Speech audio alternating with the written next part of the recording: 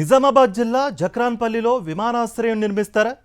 ఉమ్మడి రాష్ట్రంలో doctor YSR ముఖ్యమంత్రిగా ఉన్నప్పుడు ఇక్కడి ఎయిర్పోర్ట్ కోసం ప్రతిపాదనలు చేశారు. 2021లో కేంద్రం గ్రీన్ సిగ్నల్ కూడా ఇచ్చింది. 4 ఏళ్లు గడిచిన తర్వాత ఇప్పుడు రక్షణ శాఖ నో అబ్జెక్షన్ సర్టిఫికేట్ ఇవ్వాలని చెబుతున్నారు. కేంద్రం ఓకే చెప్పినప్పుడు లేని అభ్యంతరం ఇప్పుడు ఎందుకు వచ్చింది?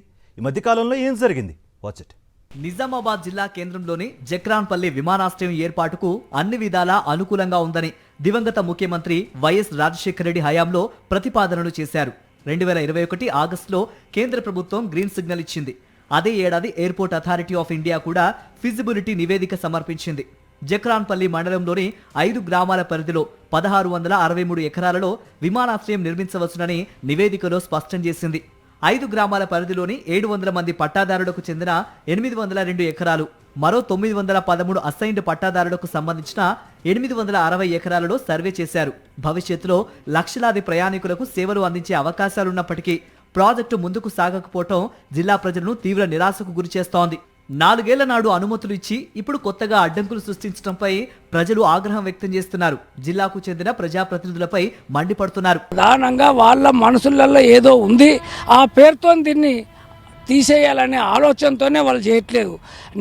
నిన్నగాక మొన్న వైఎస్ జగన్ రెడ్డి ఉన్నప్పుడు శ్రీకాకుళంలో ఒక విమానాశ్రయం ఏర్పాటుకు ప్రతిపాదనలు పంపించారు. దానికి ఆమోదం కూడా అయిపోయింది. ఇవాళ రేపో మాపో అక్కడ విమానం దిగుతుంది. 1 సంవత్సరంలో పూర్తి స్థాయిలో అది కంప్లీట్ అయిపోతుంది.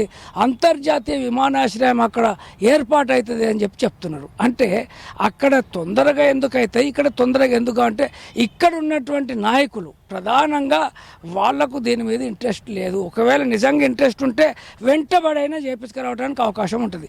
డిఫెన్స్ వాళ్ళు ఆబ్జెక్ట్ చేస్తున్నారు అనే ఒక ఏదైతే వచ్చిందో వార్త, అది నిజమేంతో నాకు తెలియదు. కానీ అది నిజమైతే మాత్రం అది చాలా దౌర్భాగ్యం అండ్ అది కల్పితం.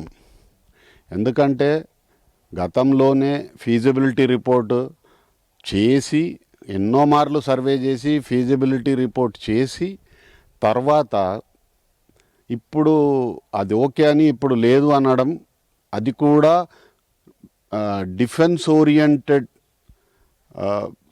డెసిషన్ అయితే మాత్రం తప్పు.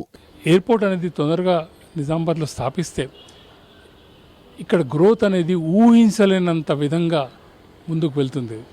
సో ఇది తక్షణమే state government and central government 2 వేరే పార్టీస్ ఉన్నాయి. ఇద్దరు కలిసి ప్రజల దృష్ట్యా వాళ్ళు కలిసి ఇంప్లిమెంటేషన్ చేస్తే చాలా బాగుంటుందని నా ఒపీనియన్.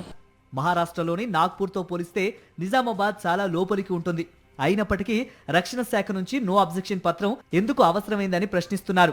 డిఫెన్స్ స్ట్రాటజీ అనే అడ్డంకిని కావాలని సృష్టిస్తున్నారని విమర్శిస్తున్నారు. గతంలో ఆయిల్ డిపో పోగొట్టారు, నిజాం షుగర్స్ తెరిపిస్తామని మోసం చేశారు, పామాయిల్ ఫ్యాక్టరీ అని చెబుతున్నారు.